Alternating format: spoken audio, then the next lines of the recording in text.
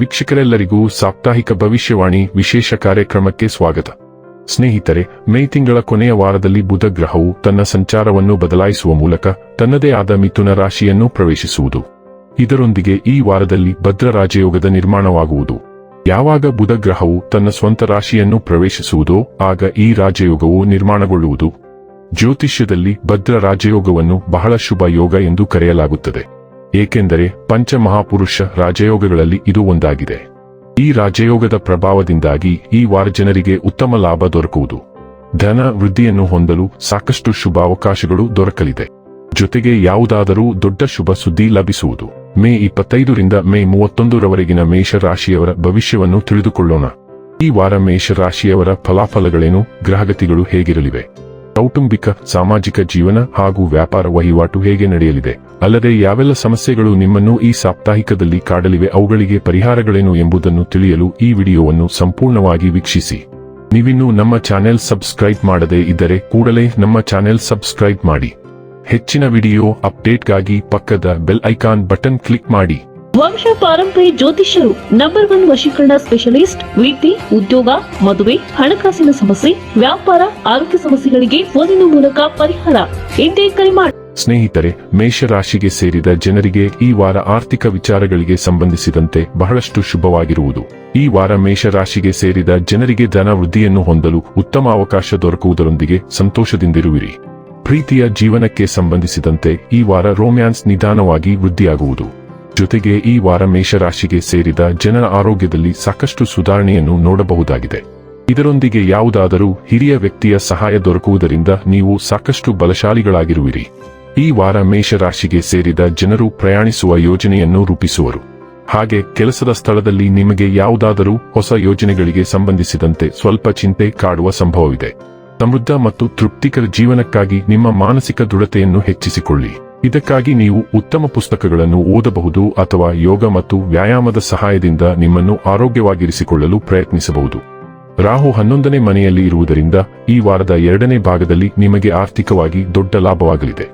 ಇದರ ಕಾರಣದಿಂದ ನೀವು ಹೊಸ ಮನೆ ಅಥವಾ ವಾಹನ ಖರೀದಿಸಲು ಯೋಜಿಸಬಹುದು.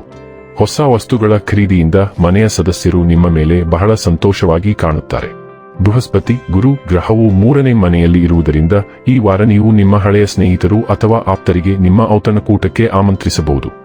ಏಕೆಂದರೆ ಈ ಸಮಯದಲ್ಲಿ ನಿಮ್ಮಲ್ಲಿ ಹೆಚ್ಚಿನ ಶಕ್ತಿ ಇರುತ್ತದೆ. ಅದು ಯಾವುದೇ ಪಾರ್ಟಿ ಅಥವಾ ಕಾರ್ಯಕ್ರಮವನ್ನು ಆಯೋಜಿಸಲು ನಿಮ್ಮನ್ನು ಪ್ರೇರೇಪಿಸುತ್ತದೆ. ಆದಾಗ್ಯೂ ಅಂತಹ ಯಾವುದನ್ನಾದರೂ ಮಾಡುವ ಮೊದಲು ನಿಮ್ಮ ಮನೆಯ ಜನರೊಂದಿಗೆ ಖಂಡಿತವಾಗಿಯೂ ಸಮಾಲೋಚಿಸಿ. ಯಾವಾಗಲೂ ಪರಿಸ್ಥಿತಿಗಳು ನಮ್ಮಂತೆಯೇ ನಡೆಯುತ್ತವೆ ಎಂದು ಹೇಳಲಾಗುವುದಿಲ್ಲ ಮತ್ತು ಈ ವಾರ ನಿಮಗೂ ಹಾಗೆಯೇ ಅನಿಸಬಹುದು. ನಿಮ್ಮ ಪ್ರತಿಯೊಂದು ಕಾರ್ಯತಂತ್ರ ಮತ್ತು ಯೋಜನೆಗಳು ನಿರರ್ಥಕವಾಗುತ್ತಿರುವಂತೆ ತೋರಿದಾಗ ನೀವು ನಿಮ್ಮನ್ನು ಪ್ರೋತ್ಸಾಹಿಸಿಕೊಳ್ಳಲು ಅಸಮರ್ಥರಾಗುತ್ತೀರಿ.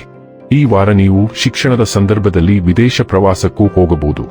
ಸಂಕ್ಷಿಪ್ತವಾಗಿ, ಈ ವಾರ ನೀವು ಹೆಚ್ಚು ಶ್ರಮಿಸಲು ಪ್ರೇರೇಪಿಸುತ್ತಿದೆ. ಆದ್ದರಿಂದ ಕಷ್ಟಪಟ್ಟು ಕೆಲಸ ಮಾಡಿ ಮತ್ತು ಮುನ್ನಡೆಯುತ್ತಾ ನಿಮ್ಮ ಮತ್ತು ನಿಮ್ಮ ಕುಟುಂಬದ ಹೆಸರನ್ನು ಬೆಳಗಿಸಿ.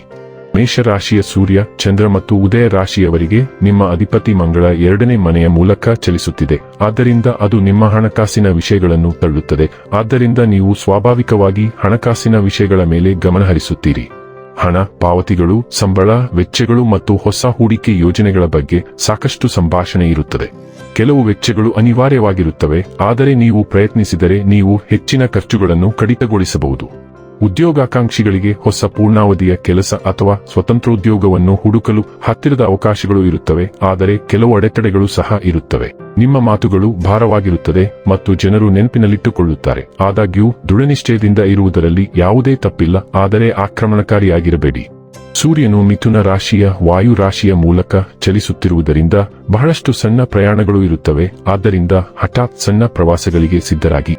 ಬಹಳಷ್ಟು ಸಂವಹನಗಳು, ವಿವಿಧ ಕ್ಷೇತ್ರಗಳಿಂದ ಯೋಜನೆಗಳು, ಆನ್ಲೈನ್ ಮತ್ತು ಆಫ್ಲೈನ್ ಮೋಡ್ನಲ್ಲಿರುವ ಜನರೊಂದಿಗೆ ಹೆಚ್ಚಿನ ಸಂವಹನ ಅಧ್ಯಯನಗಳು ಇರುತ್ತವೆ. ಆದ್ದರಿಂದ ನಿಮ್ಮ ವೇಳಾಪಟ್ಟಿ ಹೆಚ್ಚು ಕಾರ್ಯನಿರತವಾಗಿರುತ್ತದೆ. ತ್ವರಿತ ನಿರ್ಧಾರಗಳ ಅಗತ್ಯವಿರುವ ಬಹಳಷ್ಟು ಕರೆಗಳು, ಸಭೆಗಳು ಮತ್ತು ಹಠಾತ್ ಯೋಜನೆಗಳು ಇರುತ್ತವೆ. ನಿಮ್ಮ ಒಡಹುಟ್ಟಿದವರು, ನೆರೆಹೊರೆಯವರು ಮತ್ತು ನೆಟ್ವರ್ಕ್ ವಲಯಗಳೊಂದಿಗೆ ಮತ್ತೆ ಸಂಪರ್ಕ ಸಾಧಿಸುವ ಸಮಯ ಇದು ಮತ್ತು ಅವರು ತಮ್ಮ ಜೀವನದ ಬಗ್ಗೆ ಕೆಲವು ನವೀಕರಣಗಳನ್ನು ಹಂಚಿಕೊಳ್ಳಬೇಕಾಗುತ್ತದೆ. ಶುಕ್ರನ ಸಂಚಾರವು 4ನೇ ಮನೆಯ ಮೂಲಕ ಸಾಗುತ್ತಿರುವುದರಿಂದ ಕುಟುಂಬ ಮತ್ತು ಮನೆಯೊಂದಿಗೆ ಸಂಪರ್ಕ ಸಾಧಿಸುವ ಚಟುವಟಿಕೆಗಳು ಹೆಚ್ಚಾಗಿರುತ್ತವೆ. ನೀವು ನಿಮ್ಮ ಕುಟುಂಬ ಮತ್ತು ಮನೆಯ ಮೇಲೆ ಹೆಚ್ಚಿನ ಸಮಯವನ್ನು ಕೇಂದ್ರೀಕರಿಸುತ್ತೀರಿ, ಆದ್ದರಿಂದ ನೀವು ನಿಮ್ಮ ವಾಸಸ್ಥಳವನ್ನು ಸುಧಾರಿಸಲು ಪ್ರಯತ್ನಿಸುತ್ತೀರಿ. ಆದ್ದರಿಂದ ಮನೆ ಸುಧಾರಣೆ ಯೋಜನೆಗಳು, ದುರಸ್ತಿ ಅಥವಾ ನವೀಕರಣದಂತಹ ಚಟುವಟಿಕೆಗಳು ಇರುತ್ತವೆ. ಶುಕ್ರನು ನೈಸರ್ಗಿಕವಾಗಿ ಲಾಭದಾಯಕ ಮತ್ತು ರಾಜತಾಂತ್ರಿಕತೆಗೆ ಗ್ರಹವಾಗಿರುವುದರಿಂದ ಕುಟುಂಬ ಜೀವನವು ಉತ್ತಮವಾಗಿರುತ್ತದೆ ಮತ್ತು ಹೆಚ್ಚು ಏಕತೆ ಇರುತ್ತದೆ. ಕುಟುಂಬ ಕಾರ್ಯಗಳು, ಕುಟುಂಬ ಸದಸ್ಯರೊಂದಿಗೆ ಪುನರ್ಮಿಲನ, ಸಮಸ್ಯೆ ಪರಿಹರಿಸುವ ಅವಧಿಗಳು ಮತ್ತು ಸ್ನೇಹಿತರೊಂದಿಗೆ ಪುನರ್ಮಿಲನ ಕೂಡ ಈ ವಾರದ ಭಾಗವಾಗಿರುತ್ತದೆ. ಇನ್ನು ಕೊನೆಯದಾಗಿ ಮಾಡಿಕೊಳ್ಳಬೇಕಾದ ಉಪಾಯಗಳ ಕುರಿತು ನೋಡುವುದಾದರೆ, ಓಂ ನಮೋ ನಾರಾಯಣ ಎಂದು ಪ್ರತಿದಿನ 41 ಬಾರಿ ಜಪಿಸಿ. ವೀಕ್ಷಕರೇ, ಇದಾಗಿತ್ತು ಮೇಷರಾಶಿಯ ಜಾತಕದವರ ಮೇ 25 ರಿಂದ ಮೇ 31 ರವರೆಗಿನ ಫಲದ ಮಾಹಿತಿ ಇಷ್ಟವಾದರೆ ವಿಡಿಯೋವನ್ನು ಲೈಕ್ ಮತ್ತು ಶೇರ್ ಮಾಡಿ. ಹಾಗೆ ಚಾನೆಲ್ ಸಬ್ಸ್ಕ್ರೈಬ್ ಮಾಡುವುದರ ಜೊತೆಗೆ ನಿರಂತರ ವಿಡಿಯೋ ಅಪ್ಡೇಟ್ಸ್ಗಳಿಗಾಗಿ ಪಕ್ಕದ ಬೆಲ್ ಐಕಾನ್ ಕ್ಲಿಕ್ ಮಾಡಿ.